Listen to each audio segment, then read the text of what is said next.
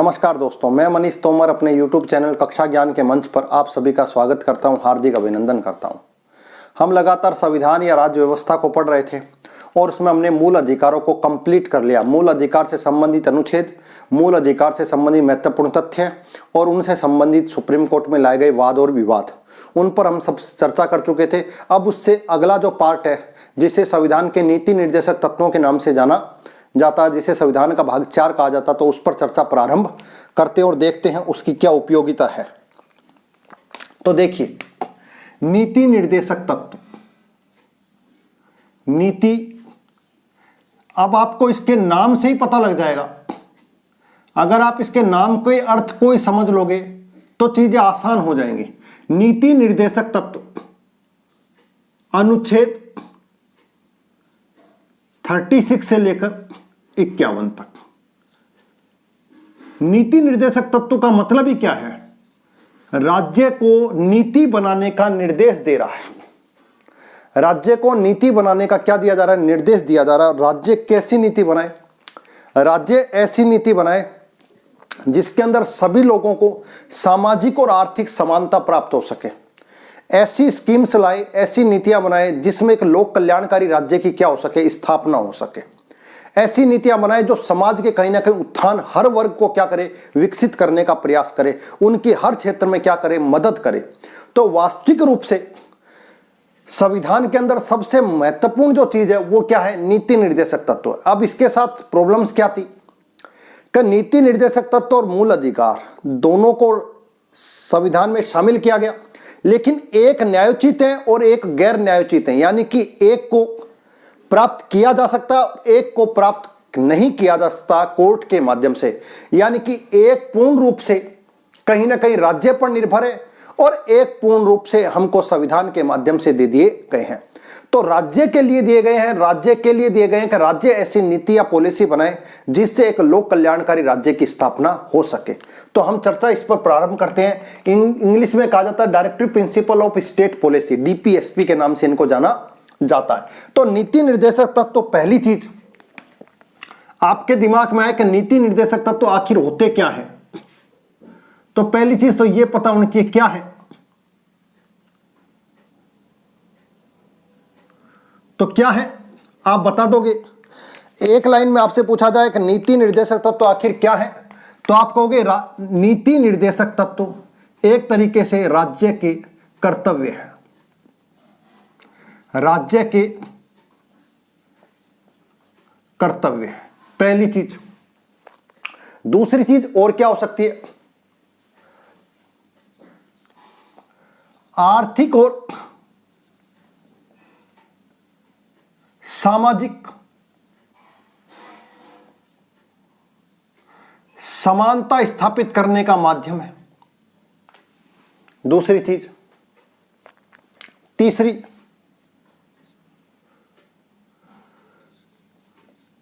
राज्य के पथ प्रदर्शक हैं।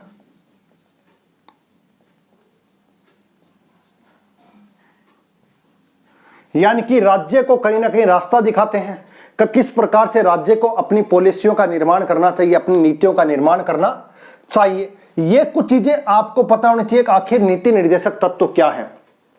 दूसरा,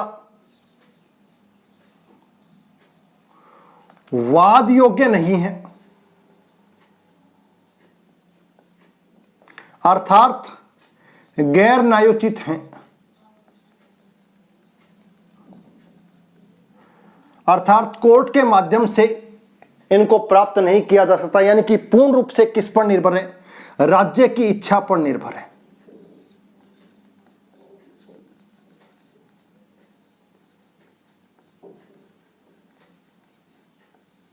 पहली चीज, यह चीज आपको पता होनी चाहिए, कहीं ना कहीं एग्जाम्स में बार बार पूछी जाती है, उसको ध्यान रखिएगा।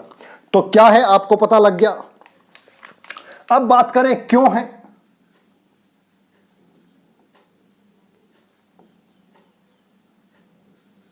क्यों है भाई, संविधान में इनको क्यों शामिल किया गया? तो सिंपल सी बात है, संविधान में इनको शामिल करने के पीछे क्या मकसद था कि सामाजिक और साथ साथ में आर्थिक लोकतंत्र की स्थापना हो। आर्थिक लोकतंत्र की स्थापना,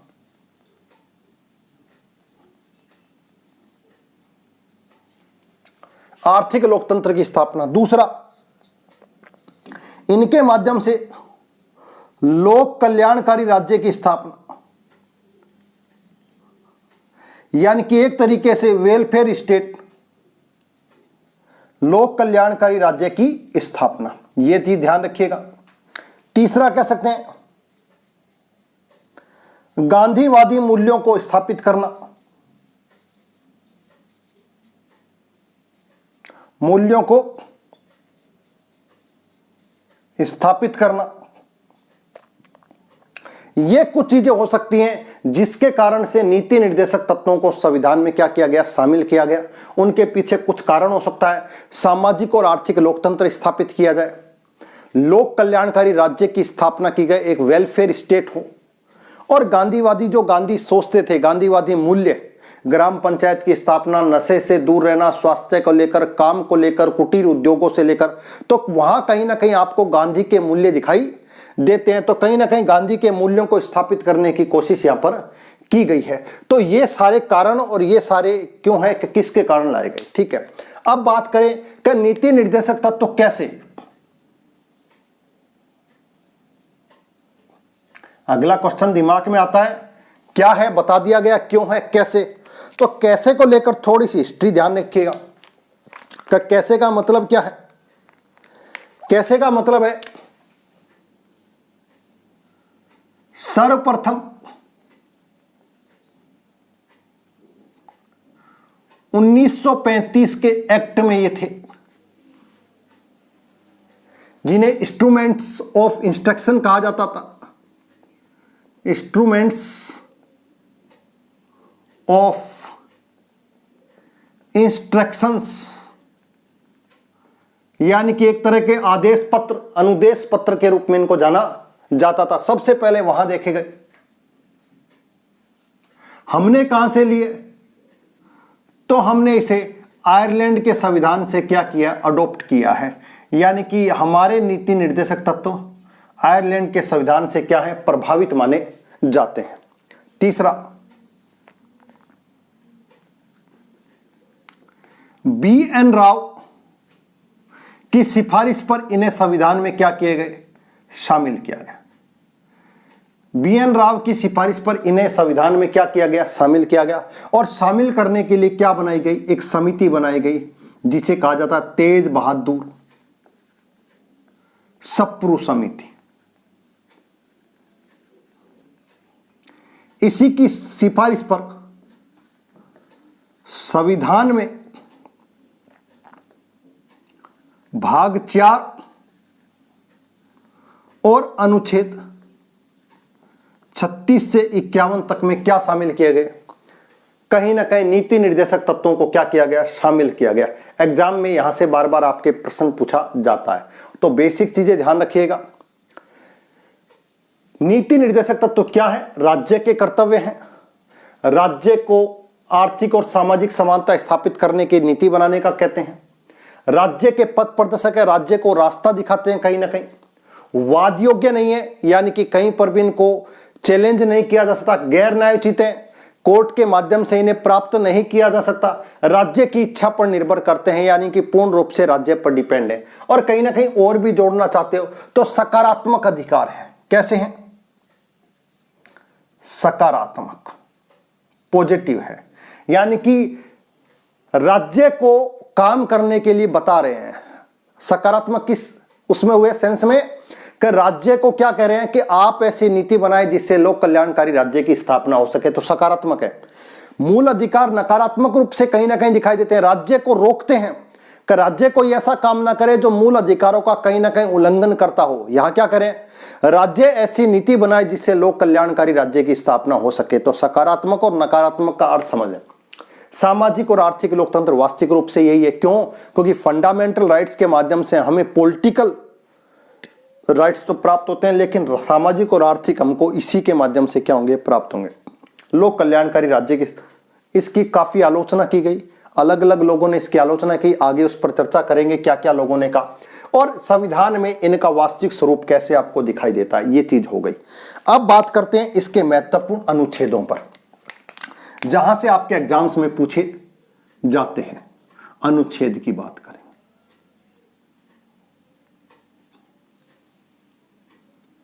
ठीक है, तो बात करें फर्स्ट अनुच्छेद, अनुच्छेद 36 क्या कह रहा है? अनुच्छेद 36 क्या कह रहा है? राज्य को परिभाषित कर रहा है। किसको? राज्य को परिभाषित।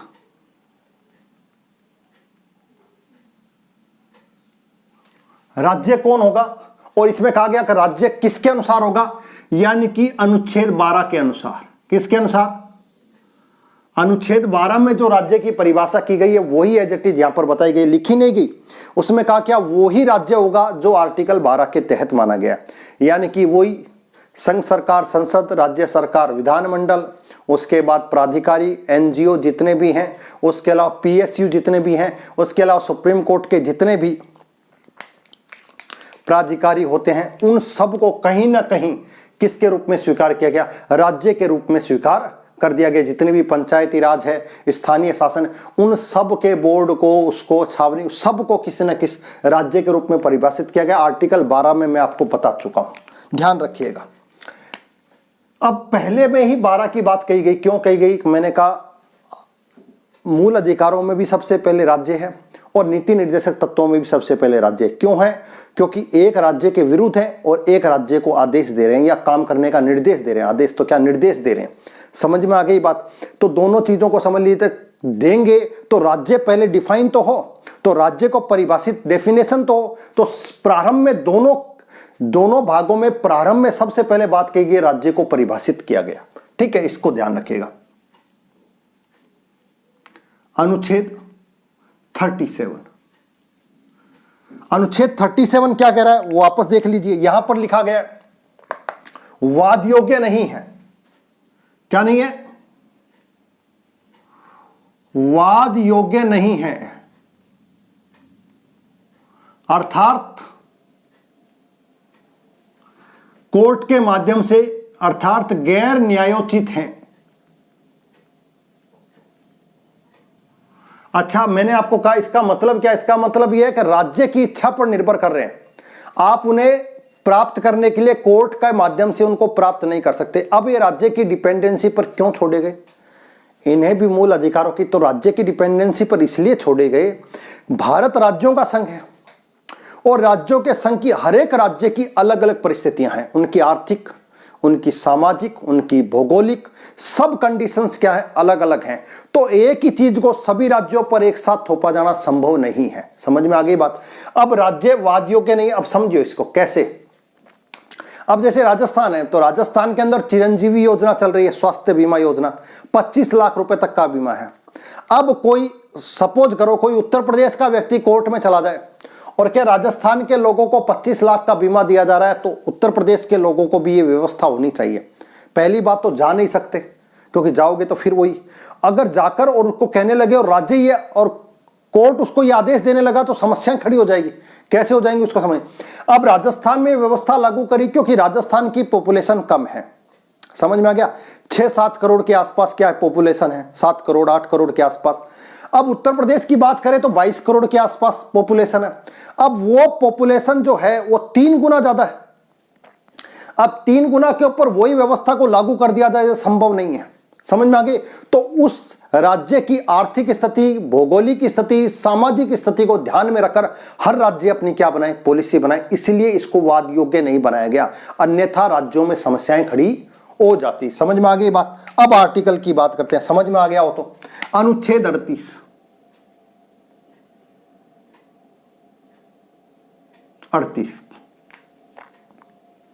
38 क्या कह रहा है उसको समझिए। 38 में संशोधन किया गया है। पहली बात उसकी भाषा में, और ये क्या कहा गया कि राज्य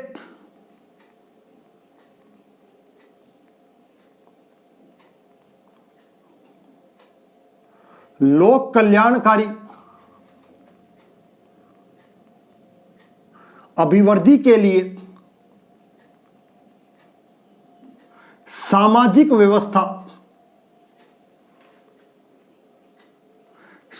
व्यवस्था बनाएगा।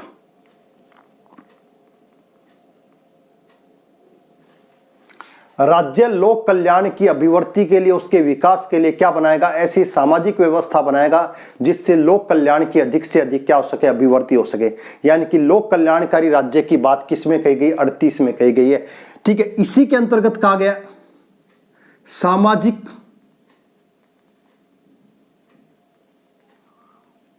आर्थिक और राजनीतिक न्याय।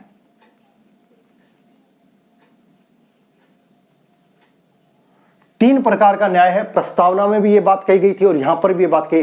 तीन प्रकार का न्याय हमें कैसे भी प्राप्त किया जा सकता है। इसी की फिर क्लोज 2 है, इसको एक मान लीजिए। तो इसका क्लोज 2 जिसे बी भी कहा जाता है, 38 बी में क्या कहा गया कि राज्य क्या काम करेगा? ध्यान रखिएगा, राज्य क्या काम करेगा? तो राज्य आय की असमानता को दूर करने का प्रयास करेगा। आय की असमानता को दूर करने का प्रयास करेगा।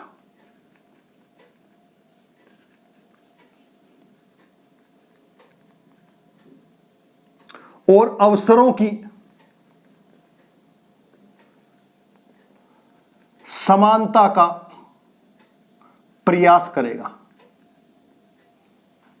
या अवसरों की असमानता को दूर करने का प्रयास करेगा। राज्य को कहा गया, स्पेशल ध्यान रखिएगा, एग्जाम्स में बार बार यह चीज पूछी जाती है। पहली चीज, इस बी को 44वां संविधान संशोधन 1978 के तहत जोड़ा गया। यह भी आपको याद रखना है, एग्जाम्स में पूछा जाता है, तो यह चीज आपको पता होनी चाहिए। अब बात करते हैं अगले की। तो अगला आर्टिकल क्या है? अगला आर्टिकल है 39, अनुच्छेद 39। क्या कह रहा है 39 ये कह रहा है कि राज्य के कुछ अनुकरणीय तत्व हैं,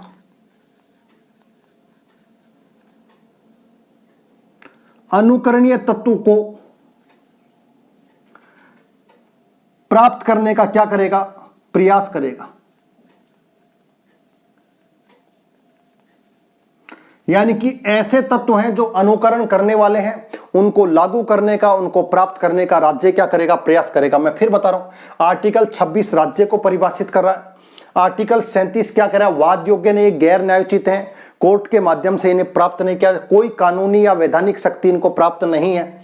38 लोक कल्याणकारी राज्य की स्थापना करना, उसकी अभिवृद्धि के लिए सामाजिक व्यवस्था को बनाए रखना, न्याय की स्थापना करना। सामाजिक क्रांति कहीं ना कहीं दिखाई दे रही है आपको, सामाजिक आर्थिक राजनीतिक न्याय की बात कह रहा है। 38 बी में क्या कह रहा है? आय की असमानता को दूर करने का प्रयास करेगा, और अवसरों की जो असमानता अगर है तो उसको समाप्त करेगा, और अगर अवसरों की समानता को प्राप्त करने का क्या करेगा? प्रयास करेगा। राज्य का यह कर्तव्य बनता है। आर्टिकल 39 क्या कह रहा है कि राज्य के कुछ अनुकरणीय तत्व हैं, फॉलो करने वाले कुछ सिद्धांत है, राज्य को उनको फॉलो करना चाहिए। अब ऐसे कौन कौन से सिद्धांत है उसको थोड़ा सा ध्यान रखना। ए में क्या कर रहा है? स्त्री और पुरुष को आजीविका के समान अवसर, आजीविका के समान अवसर, ध्यान रखिएगा, स्त्री और पुरुषों को आजीविका के, रोजगार के समान अवसर दिए जाएंगे। लेकिन आपको पता होगा महिलाओं के लिए अलग व्यवस्था होती है, पुरुष के लिए अलग व्यवस्था होती है। तो मैंने कहा वो की जा सकती है क्योंकि महिलाएं और बच्चों को विशेष प्रोटेक्शन दिया गया है। बी के अंदर भौतिक संसाधन जो राज्य के हैं, भौतिक संसाधन का समान वितरण,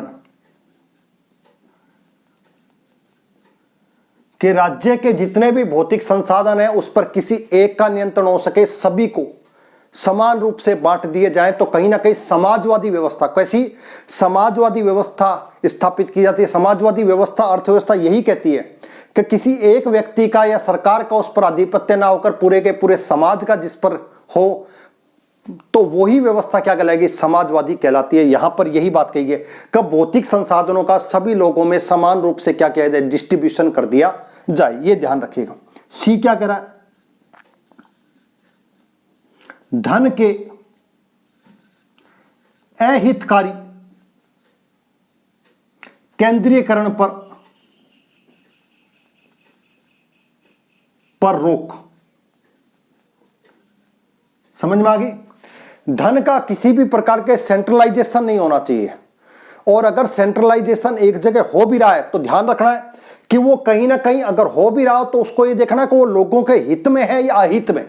अगर अहित में होगा तो इस प्रकार का सेंट्रलाइजेशन स्वीकार नहीं किया जाएगा, यानी कि कहीं ना कहीं केंद्रीयकरण ना होकर डिसेंट्रलाइजेशन होना चाहिए। डिस्ट्रीब्यूशन की बात कही गई, मैंने आपको कहा है शक्तियों के विकेंद्रीकरण की बात कही, हमारे यहां पर यही है विकेंद्रीकरण। ये व्यवस्था कौन सी, जिसमें ज्यादा से ज्यादा लोगों को उसमें शामिल कर लिया जाए, जिससे तानाशाही जैसी व्यवस्था भारत में पनपेगी नहीं। और आज तक यही परिणाम है। भारत के अंदर क्यों नहीं पनपी, क्योंकि शक्तियों का विकेंद्रीकरण किया गया है, हर चीज का विकेंद्रीकरण, डिसेंट्रलाइजेशन किया गया, सेंट्रलाइजेशन कहीं पर भी नहीं किया गया। इसको ध्यान रखिएगा। उसके बाद करें डी की बात करें तो डी में क्या है, समान कार्य के लिए समान वेतन। समान कार्य हेतु समान वेतन की बात कही गई, यह चीज ध्यान रखिएगा। समान कार्य के लिए समान वेतन की बात कहीं ना कहीं इसमें कही गई है, यानी कि चाहे स्त्री हो पुरुष हो, अगर समान कार्य कर रहे हैं तो उसको वेतन भी कैसा मिलना चाहिए, समान वेतन मिलना चाहिए। उसके बाद करें बात ई की। ई में क्या कह रहा है वो, पुरुष स्त्री और बच्चे, उनके स्वास्थ्य पहली बात, और स्वास्थ्य के साथ साथ उनकी जो सुकुमार अवस्था है, सुकुमार अवस्था का दुरुपयोग ना हो, का दुरुपयोग ना हो।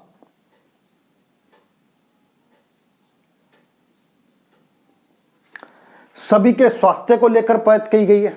और बच्चे जो हैं अगर वो किसी काम को कर रहे हैं, मजबूरी में कर रहे हैं, आर्थिक रूप से होने के कारण कर रहे हैं, तो ऐसा कोई काम ना करें जिससे उनके शारीरिक या जो उनकी वर्तमान जो बचपन की अवस्था उसके ऊपर उनका कोई गलत प्रभाव पड़े। तो जो अच्छी उनकी शारीरिक अवस्था है उस अवस्था का कहीं ना कहीं दुरुपयोग ना हो, ऐसा राज्य को प्रयास करना चाहिए।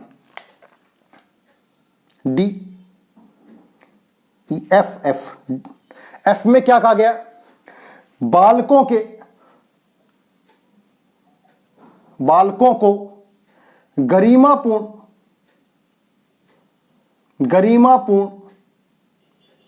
वातावरण उपलब्ध करवाना,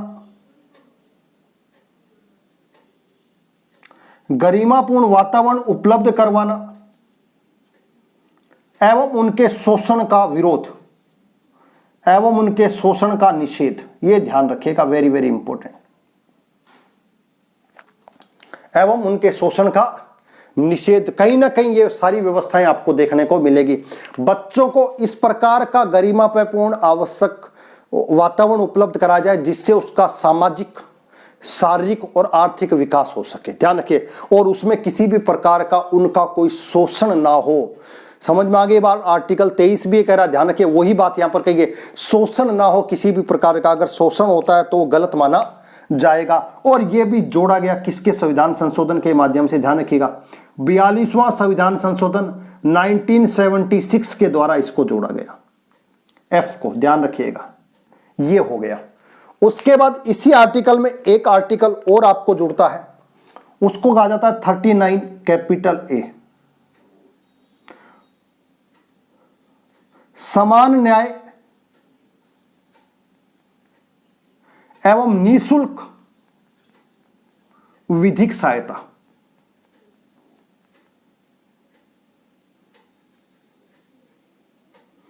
सभी को समान न्याय मिलना चाहिए, ऐसे राज्य को प्रयास करनी चाहिए। और साथ साथ में अगर कोई ऐसा है जो कानूनी सहायता प्राप्त करने में आर्थिक रूप से कमजोर है, तो राज्य का यह कर्तव्य बनता है कि उसे निःशुल्क रूप से कानूनी सहायता दी जाए, यानी कि उसको वकील उपलब्ध कराया जाए। कहीं ना कहीं आर्टिकल 21 वहां पर भी यही बात कही जा रही है। उस जब आर्टिकल 21 का विस्तार देखते हो तो विस्तार के अंदर कहीं ना कहीं निःशुल्क विधिक सहायता की बात कही गई, और यहां पर भी कहा गया राज्य का यह कर्तव्य है कि जो व्यक्ति अपना केस नहीं लड़ सकता, जो वकील नहीं कर सकता, उसको वकील उपलब्ध करवाने की प्रयास करेगा। कौन? राज्य, यानी कि उसको निःशुल्क विधिक सहायता उपलब्ध कराएगा। और इसको भी जोड़ा गया किसके माध्यम से? ध्यान रखिएगा, 42वें संविधान संशोधन के माध्यम से। तो ये दोनों के दोनों जुड़े हुए हैं 42वें संविधान संशोधन के माध्यम से। आर्टिकल 39 आपसे बार बार पूछा जाता है, मैं फिर बता चुका हूं, इसको ध्यान रखिएगा। बी और सी, कौन सा? बी और सी मैं आपको बता चुका हूं 25वें संविधान संशोधन के माध्यम से। कौन सा? 25 कॉन्स्टिट्यूशन अमेंडमेंट 1971 के तहत क्या कहा गया कि अनुच्छेद 39 बी और सी को लागू करने में आर्टिकल 14 और आर्टिकल 19 का उल्लंघन हो सकता है। यानी कि कहीं ना कहीं नीति निर्देशक तत्वों को मूल अधिकारों पर वरीयता दी गई, वो यही है बी और सी। बी क्या कह रहा है? भौतिक संसाधनों का समान वितरण, और सी क्या कह रहा है? धन के केंद्रीयकरण पर पूर्ण रूप से रोक, यानी कि धन का केंद्रीयकरण नहीं होगा, सेंट्रलाइजेशन नहीं होगा, डिसेंट्रलाइजेशन होगा। समझ में आ गया? ये बी और सी, ये ध्यान रखिएगा, वेरी वेरी इंपॉर्टेंट, आपके एग्जाम्स में पूछे जाते हैं। ठीक है, तो इसका एक बार स्क्रीनशॉट ले लीजिए और फिर अपने आगे चर्चा करते हैं इसको लेकर। ठीक है, अब देखिए उसके बाद इसमें क्या महत्वपूर्ण चीजें हैं उसको समझिए थोड़ा सा, और कौन कौन से एग्जाम में पूछे जाते हैं आर्टिकल। आज उन आर्टिकलों पर ही चर्चा कर लेते हैं, जिससे आर्टिकल वाला टॉपिक आपका लगभग क्या हो जाएगा? समाप्त हो जाएगा। ठीक है, अब बात करते हैं आर्टिकल को लेकर। आर्टिकल 39 हो गया। अब बात करते हैं अनुच्छेद 40 की। किसकी? अनुच्छेद 40। अनुच्छेद 40 क्या कहता है? वेरी वेरी इंपॉर्टेंट है, ध्यान रखिएगा। अनुच्छेद 40 क्या कह रहा है? ग्राम पंचायतों की स्थापना करना। किसकी? ग्राम पंचायतों की स्थापना करना। गांधीवाद आपको यहां पर दिखाई देता है। ग्राम पंचायतों की स्थापना करना। ग्राम स्वराज दिखाई दे रहा है। गांधी का क्या दिखाई दे रहा है? ग्राम स्वराज। गांधी ने कहा था, ग्राम की संकल्पना दी थी, अगर गांवों को विकसित कर लिया जाए तो गांवों से देश अपने आप विकसित हो जाएगा। गांव विकसित कब होंगे? जो परिवार विकसित होगा, समाज विकसित होगा। तो जैसे जैसे गांव विकसित होंगे, गांव से शहर विकसित होंगे, समाज विकसित होंगे, सब कुछ।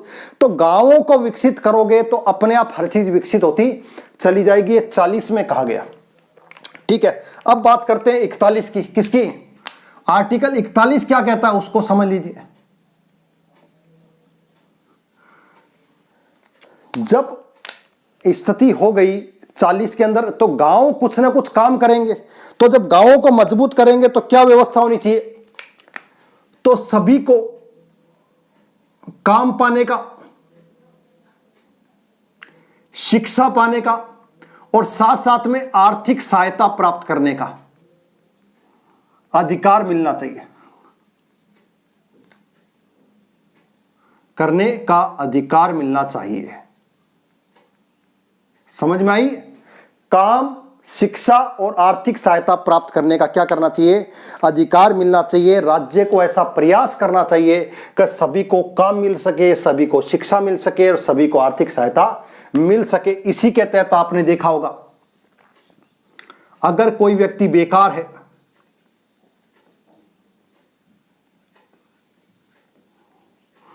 बूढ़ा है, बीमार है या शारीरिक रूप से अक्षम है, 4 चीजों की बात कही गई है, मैं फिर बता रहा हूं। बे से याद रखो बेकारी, बे से याद रखो बुढ़ापा, बे से याद रखो बीमारी, और साथ साथ में निशक्तता, यानी कि शारीरिक रूप से जो अक्षम है। इन लोगों को आर्थिक सहायता प्राप्त करने का राज्य क्या करेगा? प्रयास करेगा। और मैंने आपको कहा है कि जो वृद्धावस्था पेंशन, बीमारी की योजना, विकलांग पेंशन योजना, विकलांगों को विशेष प्रावधान, ये सब कहीं ना कहीं, बीमा योजना, ये सब कहीं ना कहीं यहां पर आपको दिखाई देती होगी। तो राज्य लगातार, हर राज्य अपने स्तर पर इसको क्या कर रहा है? लागू करने के प्रयास कर रहा है, अपनी अपनी आर्थिक क्षमता के अनुसार। ठीक है, अब बात करें आर्टिकल 42 की। अनुच्छेद 42 क्या कह रहा है? जो आप काम दे रहे हो, वो काम दे रहे हो, उस काम को समझ लेना।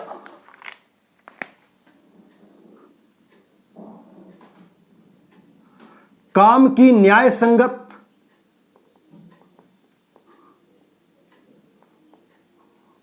मानवोचित दशाएं और साथ साथ में महिला प्रसूता सहायता। आप काम दे रहे हो, खाली काम नहीं देना, काम ऐसे देना है जिससे उस ज्यादा से ज्यादा वो कार्य कर सके, वो क्षमता का विकास हो सके। तो उसको ऐसा एनवायरनमेंट दें जिससे वो ज्यादा से ज्यादा कार्य करने की क्षमता विकास कर सके, यानी कि उसको उचित दशाएं उपलब्ध करवाई जाए जो काम करने के लिए क्या हो, अच्छी हो। पहली चीज मानवोचित, जो मानव के लिए उचित हो वैसी दशाएं उसको उपलब्ध कराएं। तीसरा प्रसूता सहायता, जो महिला प्रेग्नेंट है उसको राज्य क्या करेगा, विशेष रूप से सहायता प्रदान करेगा। और इसके तहत जननी सुरक्षा योजना और मातृत्व योजना, ये सारी योजनाएं कहीं ना कहीं आपको यहां दिखाई देगी। तो 42 आपको ये कह रहा है, ठीक है, ध्यान रखिएगा। अब आर्टिकल बात करें अनुच्छेद 43 की। 43 क्या कह रहा है उसको समझ लीजिए।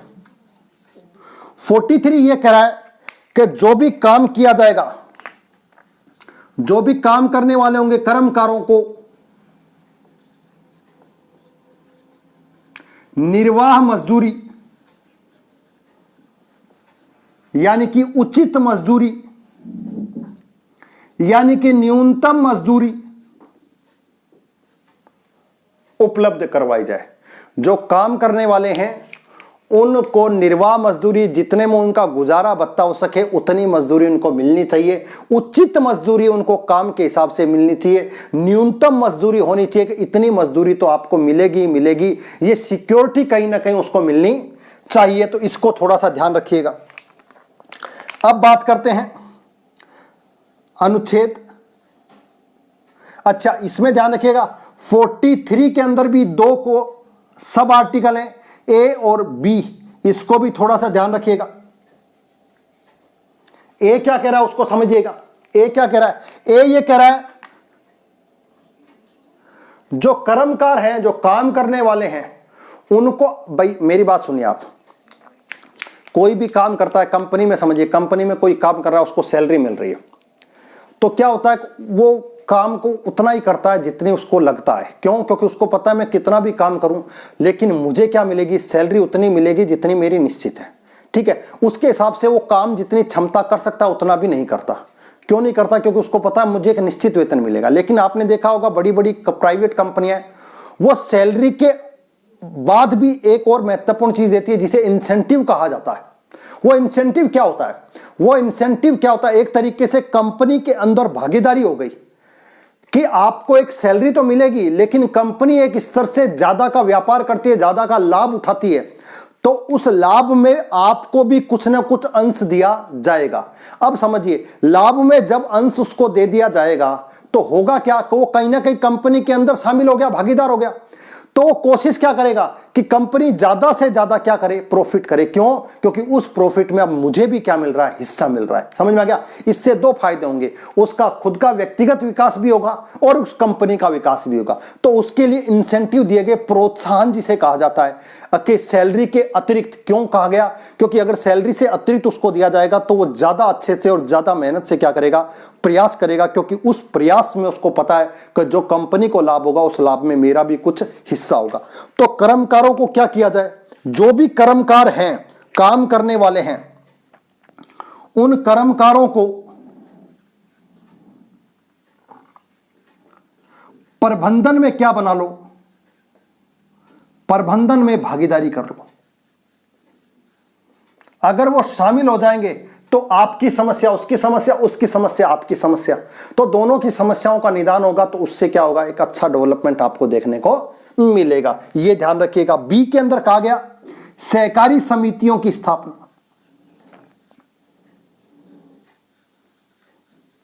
सहकारी समिति की स्थापना उसको जान ले। सहकारिता कौन सी? एक सबके लिए, सब एक के लिए, इसी फॉर्मूले पर है। सरकार और जनता, कोऑपरेटिव फेडरलिज्म की बात भारत के संविधान में कही गई है। समझ में आ गई बात? तो कहीं ना कहीं यहां पर भी आपको कोऑपरेटिविज्म दिखाई देगा, सहकारिता दिखाई देगी। सरकार और जनता दोनों मिलकर भागीदारी करेंगी और एक नई व्यवस्था को बनाएंगी, उसे कहा जाता है सहकारिता। तो सहकारी समितियों की क्या करना, स्थापना करना। दोनों के दोनों संशोधन है, ध्यान रखिएगा। ये जो संशोधन है ये तो 97वां संविधान संशोधन 2011 के द्वारा जोड़ा गया, और ये वाला पुनः आपको पता है किसके माध्यम से, 43 है, तो ये वापस आप यहीं पर ही कर लीजिए। ये लो, 42वें संविधान संशोधन के माध्यम से इसको भी जोड़ दिया गया। तो ये चीजें आपको पता होनी चाहिए। आपके एग्जाम की दृष्टि से बार बार पूछा जाता है कि 43A और 43B कौन से संविधान संशोधन, तो एक 42वां संविधान संशोधन और एक साथ में 97वां संविधान संशोधन 2011। ये चीजें आपके एग्जाम्स में बार बार पूछी जाती हैं। उसके बाद एक सबसे महत्वपूर्ण आर्टिकल आता है अनुच्छेद 44।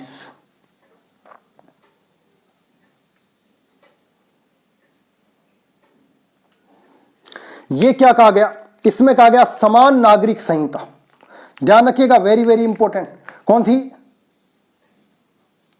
समान नागरिक संहिता।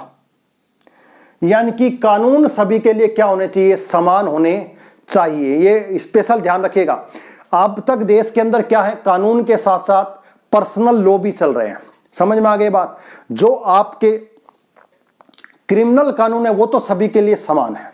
जो सिविल राइट्स हैं, जो दीवानी कानून है, जिसमें तलाक, संपत्ति, उत्तराधिकार जैसे मामले आते हैं, कहीं ना कहीं विवाद जैसे मामले आते हैं, उन पर सभी धर्मों के अलग अलग, कहीं ना कहीं आपको अल्पसंख्यकों के अलग अलग पर्सनल लॉ दिखाई दे रहे हैं। उसको लेकर बार बार सुप्रीम कोर्ट ने कहा कि किसी भी प्रकार से आर्टिकल 44 को क्या करो, लागू करो, क्योंकि ये देश की आज की आवश्यकता की मांग है।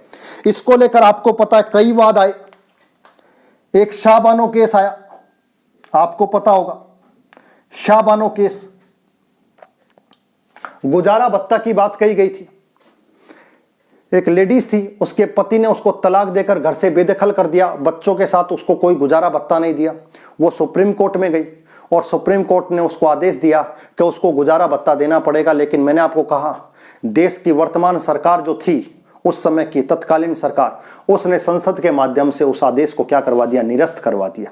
दूसरा, उसके बाद अभी आपको पता है सायरा बानो केस आया 2017 में, और सायरा बानो केस के अंदर तलाक ए बिद्दत, 3 तलाक जैसा था, उसको गैर कानूनी घोषित कर दिया गया। उसके लिए कानून संसद में बना दिया गया, और आज की तारीख में तलाक ए बिद्दत, एक साथ 3 तलाक जो बोल करके तलाक दिया जाता है, वो गैर कानूनी। अगर ऐसा कोई करता है तो उसके खिलाफ कार्रवाई की जाएगी। यहां कहीं ना कहीं सरला मुद्गलवाद इसी से संबंधित है। ये कुछ वाद लाए गए, और आज की तारीख में बार बार सुप्रीम कोर्ट ये कह रहा है कि आर्टिकल 44 को लागू करो। आर्टिकल 44 गोवा के अंदर लागू है, पुर्तगालियों के समय से, देश की आज़ादी से पहले से लागू है, और वर्तमान के अंदर आपको पता है उत्तराखंड सरकार ने इसके लिए कमेटी बैठाई। उस कमेटी ने पूरी रिपोर्ट दे दी, और उस रिपोर्ट को इन्होंने लॉ कमीशन को क्या कर दिया, केंद्र के अंदर पेश भी कर दिया है। वर्तमान के अंदर उत्तराखंड राज्य इसके लिए प्रयासरत है, ये ध्यान रखिएगा।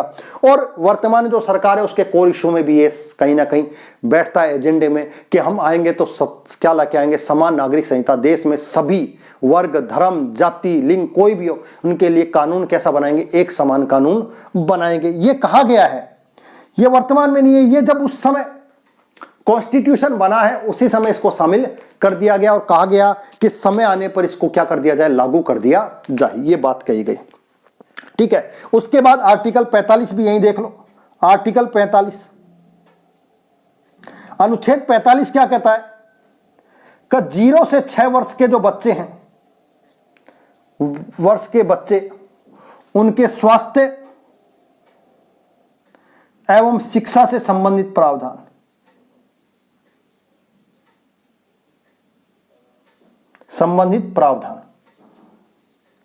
कहां से कहां तक आप समझ लो। 0 से 6 वर्ष के बच्चों को लेकर शिक्षा। 0 का मतलब जो महिला प्रेग्नेंट है, अभी बच्चा पैदा नहीं हुआ है, समझ में आ गया। तो आंगनबाड़ी जैसे कार्यक्रम यहां पर चलाए जा रहे हैं, मिड डे मील जैसी व्यवस्थाएं यहां पर कहीं ना कहीं चलाई जा रही है। तो इसके अंदर संशोधन किया गया। पहले यहां 6 वर्ष से था, लेकिन आपको पता है कि 86वां संविधान संशोधन 2002 के तहत क्या किया गया, आर्टिकल 21 क्या जोड़ा गया, शिक्षा का अधिकार। साथ साथ में आर्टिकल 45 में संशोधन किया गया, और 0 से 6 किया गया, और 7-7 के अंदर मूल कर्तव्य में 11वां मूल कर्तव्य, 3 जगह परिवर्तन हुआ।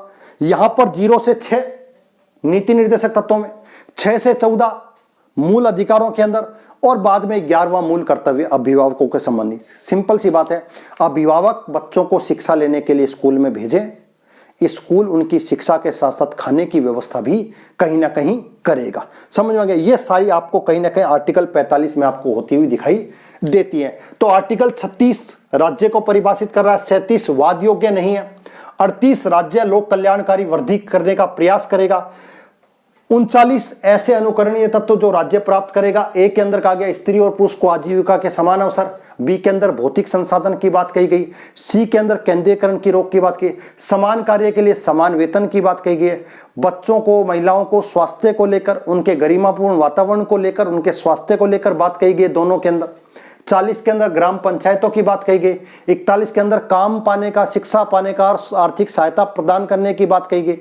42 के अंदर क्या कहा गया कि काम की जो काम करने की क्षमताएं हैं जो न्यायोचित हैं, उचित दशाएं मिली, प्रसूता सहायता दी जाए। 43 के अंदर कर्मकारों को न्यूनतम निर्वाह मजदूरी दी जाए, कहीं ना कहीं जिनसे उनको आसानी से जीवन यापन हो सके, उसको लेकर कर्मकारों के प्रबंधन की बात कही गई। सहकारी समितियों की स्थापना की बात कही गई। आर्टिकल 44 आपको क्या कहता है? आर्टिकल 44 आपको कहता है समान नागरिक संहिता की बात कही है, देश में सभी के लिए कानून एक समान होने चाहिए। आर्टिकल 45 क्या कहता है? 0 से 6 वर्ष के बच्चों के लिए, जो बच्चा अभी जन्मा नहीं है, उसके स्वास्थ्य को लेकर और उसकी शिक्षा की व्यवस्था राज्य करेगा।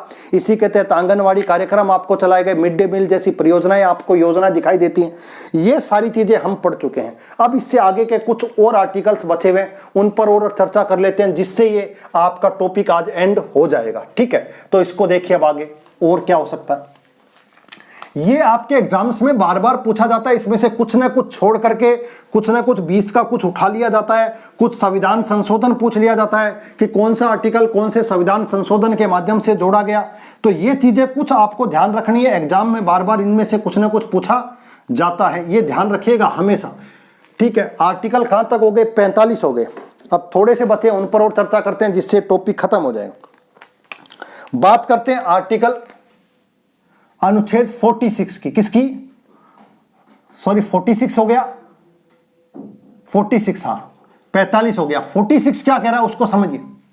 46 ये कह रहा है SC ST और दुर्बल जो वर्ग हैं उसकी सामाजिक और आर्थिक सहायता करने का प्रयास करेगा, यानी कि उनकी शिक्षा की व्यवस्था और साथ साथ में उस शिक्षा के माध्यम से उनको जो आर्थिक सहायता प्राप्त होनी चाहिए उसकी प्रयास करेगा। कहीं ना कहीं आपको जितनी भी स्कॉलरशिप मिलती है वो कहीं ना कहीं 46 के माध्यम से मिलती है।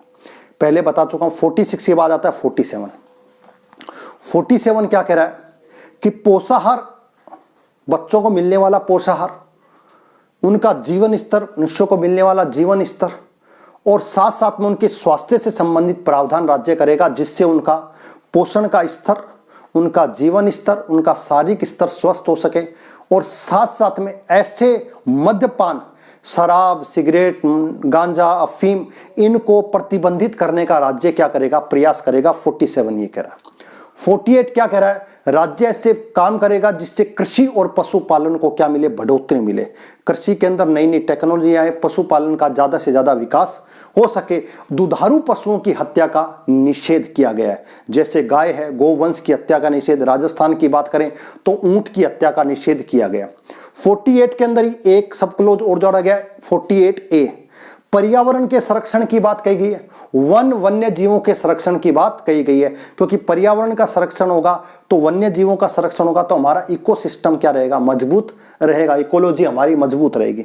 उसके बाद 49 कौन सा? हमारी जितनी भी राष्ट्रीय संपत्ति है, उन राष्ट्रीय संपत्ति को किसी भी प्रकार से हमको क्या करना है? संरक्षण करना है, उसको नुकसान नहीं पहुंचाना है, क्योंकि वो राष्ट्र की धरोहर है, ऐतिहासिक हैं, पौराणिक हैं, ध्यान रखिएगा। ठीक है, हेरिटेज साइट्स हैं। 50 में कहा गया कि व्यवस्थापिका कार्यपालिका न्यायपालिका के अंदर बीच में कहीं द्वंद्व ना हो, तो उनके लिए उनका बिल्कुल अलग से पृथक्करण कर दिया गया कि इसके पास ये पावर्स है, इनके पास ये पावर्स हैं। 50 की बात हो गई। 51 में हमारी विदेश नीति की बात कही गई। किसकी? हमारी विदेश नीति के कुछ तत्व हैं, उनकी बात कही गई। हमें अंतर्राष्ट्रीय शांति बनाए रखने का प्रयास करना चाहिए, सद्भाव बनाने का प्रयास करना चाहिए। जितने भी राष्ट्र हैं उनके साथ न्याय संगत और सम्मानपूर्ण रिश्ता हमारे संबंध होने चाहिए। अंतर्राष्ट्रीय शांति समझौते विधि का हम क्या करें, सम्मान करें। और अगर किसी देशों के बीच कॉन्फ्लिक्ट हो तो उसकी मध्यस्थता बातों के माध्यम से उस कॉन्फ्लिक्ट को दूर करने का प्रयास करें। जैसे रूस और यूक्रेन की बात चल रही है, अभी इजराइल और फिलिस्तीन हमास ऐसा जो विवाद पैदा हो रहा है, उसमें कहीं ना कहीं मध्यस्थता करके कम से कम लोगों की जनहानि हो सके, ऐसा प्रयास हमको करना चाहिए। तो आर्टिकल 51 ये कहता है वसुदेव कुटुंबकम, सारी पृथ्वी हमारे परिवार है, one earth one earth one family की बात हमने कही गई है। G20 का भी ये स्लोगन था। तो ये कुछ कही गई है, इनको अब दोबारा से देख लेते हैं। मैं बता चुका हूं आपको एक एक चीज, अब इनको थोड़ा सा लिख लेते हैं। 46 क्या कह रहा है, SC ST एवं दो भी दुर्लभ SC ST दुर्बल जो वर्ग हैं उनको सामाजिक सुरक्षा और साथ साथ में शैक्षणिक सुरक्षा का प्रावधान, शैक्षणिक सुरक्षा का प्रावधान, यानी कि एक तरीके से स्कॉलरशिप की बात करें, उनको कहीं ना कहीं क्या दी जाए, स्कॉलरशिप दी जाए। 47 ये क्या है, 46 ये कह रहा है। 47 मैंने आपको भी बताया, आर्टिकल 47 क्या कह रहा है उसको समझ लीजिए। आर्टिकल 47 क्या कह रहा है कि मनुष्य जो है उनका पोषाहार, जीवन स्तर, उनका स्वास्थ्य को उन्नत बनाने का क्या करेगा, प्रयास करेगा। कौन, राज्य। और साथ साथ में मद्यपान का क्या करेगा, निषेध करेगा।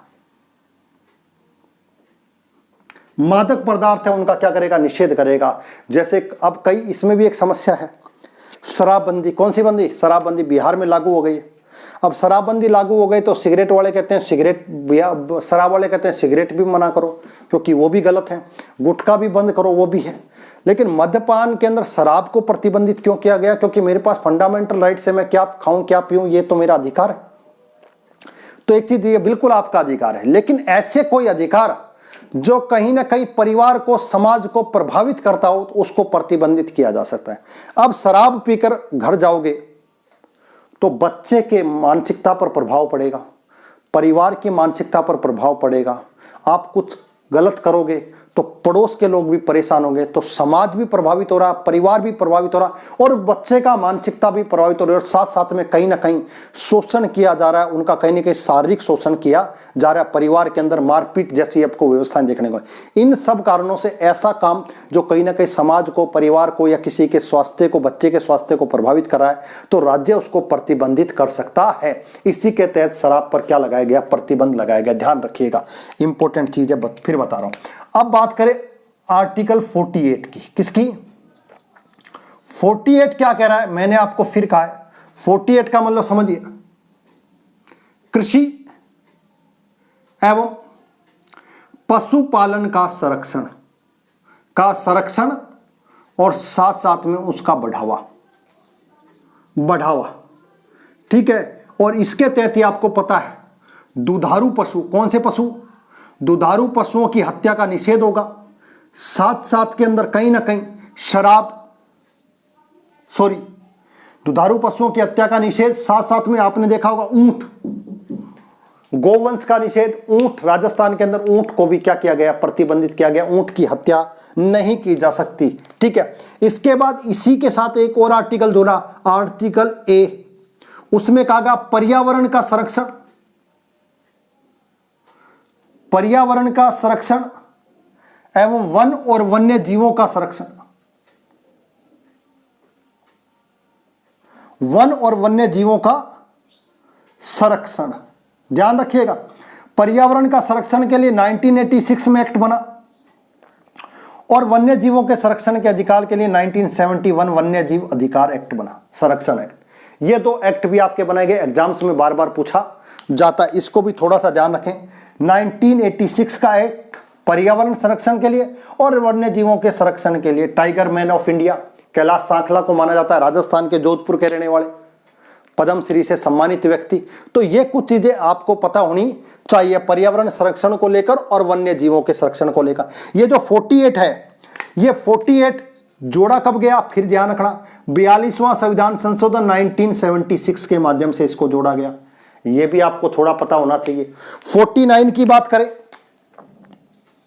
अनुच्छेद 49 क्या कह रहा, अभी बताया था मैंने, जितनी भी हमारी ऐतिहासिक इमारतें हैं, क्या है, ऐतिहासिक इमारतों का, स्थानों का और वस्तुओं का क्या करना है, हमको संरक्षण करना है, प्रोटेक्शन करनी है उनकी, जरूरी है।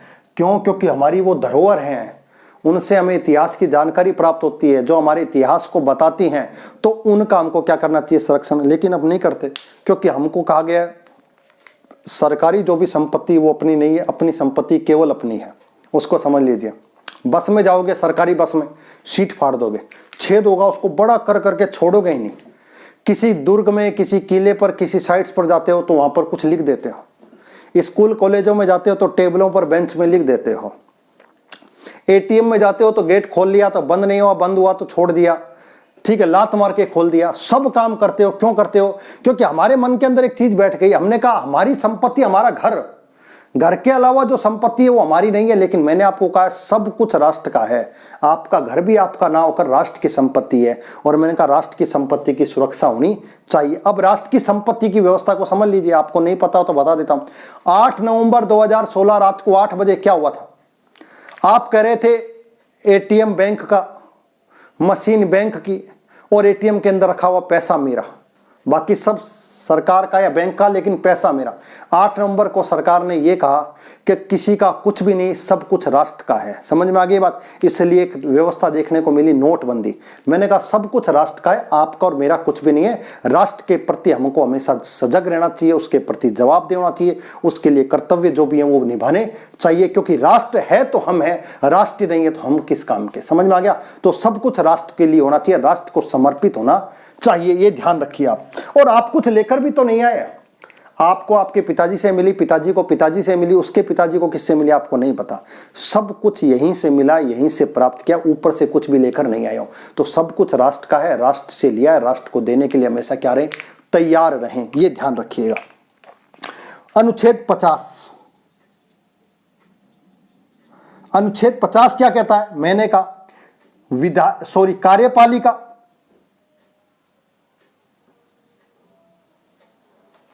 एवं न्यायपालिका के बीच, पालिका के बीच पृथक्करण, के बीच पृथक्करण किसका? शक्तियों का,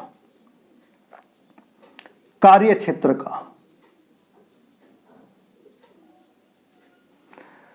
दोनों के बीच में कहीं ना कहीं आपस में मनमुटाव ना हो, आपस में संघर्ष ना हो, इसलिए दोनों की पावर्स को बिल्कुल अलग अलग कर दिया गया, दोनों के क्षेत्र डिफाइन कर दिए गए, दोनों की शक्तियों को डिफाइन कर दिया गया, जिससे दोनों के बीच में किसी भी प्रकार का आपको संघर्ष देखने को ना मिले। अगर एक अपने क्षेत्र का को बढ़ाता है तो दूसरे के क्षेत्र का कहीं ना कहीं आपको अतिक्रमण होता हुआ दिखाई देगा। तो यहां पर पावर ऑफ सेपरेशन की बात कही गई है, बिल्कुल स्पष्ट सेपरेशन बताया गया है, इसको ध्यान रखिएगा। ठीक है, अब बात करते हैं लास्ट 51 की। किसकी? आर्टिकल 51, आज का लास्ट अनुच्छेद है। आर्टिकल 51 में क्या कहा गया? हमारी विदेश नीति के तत्व की बात कही गई। किसकी? विदेश नीति के तत्व। विदेश नीति के तत्व कैसे होंगे? विदेश नीति के तत्व, तो मैंने कहा विदेश नीति के तत्व कैसे होने चाहिए उसको थोड़ा सा ध्यान रखें। फर्स्ट में अंतरराष्ट्रीय शांति एवं सद्भाव का क्या करना चाहिए? प्रयास करना चाहिए। सेकंड नंबर पर राष्ट्रों के जितने भी राष्ट्र हैं उसके साथ न्याय संगत एवं सम्मान पूर्वक संबंध होने चाहिए। सम्मान पूर्वक संबंध होने चाहिए, 2।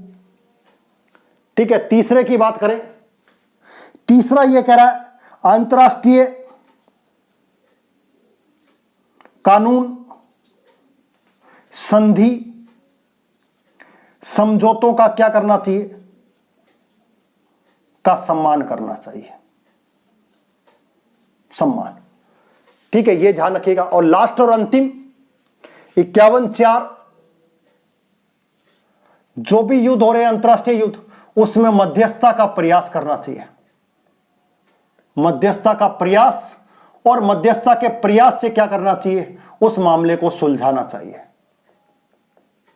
बातचीत के माध्यम से। ध्यान रखिएगा, ये ऊपर इसलिए लिखा रहा हूं, सबसे इंपॉर्टेंट है। राष्ट्रों के जो मध्य हो रहा है अभी वर्तमान में जो चल रहा है, उसके भी हमारी विदेश नीति का चौथा तत्व क्या कह रहा है, सब आर्टिकल 4 क्या कह रहा है, 50-51 का, हमें मध्यस्थता करने का प्रयास करना चाहिए, और ऐसा प्रयास करना चाहिए जिससे बातचीत के बाद से मामला सुलझ जाए, युद्ध को समाप्त होने की दिशा में कार्य आगे बढ़ सके। इसी को लेकर आपने ये तारीख में, आज की तारीख में फिलिस्तीन इजराइल को लेकर या रूस यूक्रेन को लेकर मध्यस्थता करने का प्रयास भारत के द्वारा भी किया जा रहा है, और देश भी कर रहे हैं, जिसके माध्यम से जनहानि कम से कम और युद्ध को जल्दी से जल्दी टाला जाए, या फिर युद्ध जो शुरू हो गया उसको जैसे तैसे करके समाप्त कर दिया जाए। ये हमारी विदेश नीति का हिस्सा है। तो विदेश नीति के 4, अंतर्राष्ट्रीय शांति और सद्भाव का प्रयास करें, न्याय संगत राष्ट्रों के साथ न्याय संगत और सम्मानपूर्वक संबंध स्थापित करें, अंतर्राष्ट्रीय जितने भी कानून, विधि, संधि, समझौते उनका हम सम्मान करें, और अगर युद्ध की परिस्थिति हो तो मध्यस्थता करें और मध्यस्थता का प्रयास करें और उसको समाप्त करने की कोशिश करें। तो आर्टिकल 36 से लेकर मैंने आपको पूरा 51 तक पढ़ा दिया है। नीति निर्देशक तत्वों का टेक्निकल पार्ट हो गया है, समझ में आ गया, जो एग्जाम में आपसे बार बार पूछा जाता है। इसके अलावा इसका एक टॉपिक और बचा है, जिसके अंदर नीति निर्देशक तत्वों से महत्वपूर्ण तथ्य और साथ साथ में इसको लेकर कुछ वाद लाए गए, उन वादों में क्या क्या कहा गया, किस में क्या बताया गया, उन पर हम अगले क्लास में क्या करेंगे, चर्चा करेंगे। आज के लिए ये क्लास आपके लिए बहुत है, आप इसको 1 बार 2 बार पढ़िएगा। पूरी की पूरी एक क्लास में आपको सब आर्टिकल देखने को मिलेंगे, समझने को मिलेंगे। इसके अलावा आपको किसी क्लास की और आवश्यकता नहीं पड़ेगी। तो आज के लिए आपको बहुत बहुत धन्यवाद। अगर ये क्लास आपको अच्छी लगी है तो प्लीज इसे लाइक, शेयर और सब्सक्राइब जरूर करें, और कमेंट जरूर करें कि आपको इस क्लास का क्या हिस्सा अच्छा लगा और क्या इसमें वो संभावनाएं देखने को मिलती हैं। तो आज के लिए बहुत बहुत आपको अगेन धन्यवाद।